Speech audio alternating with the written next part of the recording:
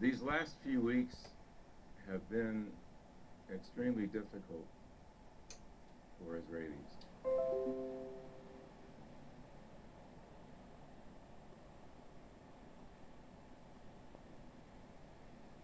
There were two assassinations of leading terrorists, one from Hezbollah, the other from Hamas.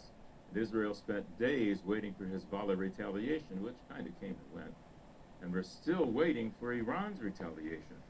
What's especially upsetting about this is, as if it's a God-given right for these terrorists and terrorist supporters to retaliate when someone kills one of their terrorist leaders. Imagine how Israel should retaliate for the cold-blooded murder of 6 young unarmed civilians held in darkness for nearly 11 months for the crime of being Israelis. No one's talking about that, and instead we're hearing, oh yes, the murders were horrible, now let's have an agreement to stop the war in Gaza. And maybe, just maybe, that'll stop the war in Lebanon. That's usually ignore the war in Lebanon, but Hezbollah has fired about 4,000 rockets at Israel's north over the past 11 months, and tens of thousands of Israelis are refugees as a result. What nation would put up with that? Would you? We'll concentrate on the Gaza conflict tonight, but Lebanon is just as serious. The toughest question you can ask an Israeli these days is the simplest. Ma shlomcha? How are you? It's been 11 months since Hamas terrorists overran Israeli villages like this one near Gaza, shredding Israel's pitiful defenses, massacring more than 1,000 people and kidnapping more than 200 others.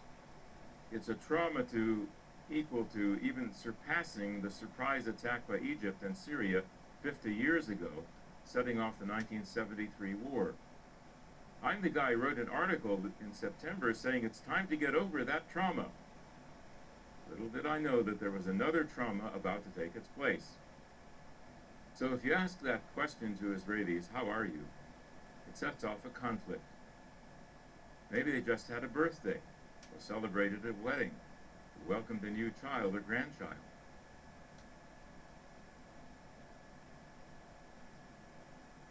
Here's my oldest granddaughter getting married in July. She served in Israel's Navy. Her new husband is a Navy commander involved in conflicts on both borders. And if you look at the picture, my granddaughter is the young lady on the right. The guy waving his arm high above the crowd, the one with the glasses and little beard, that's her 22-year-old brother. He's an infantry officer.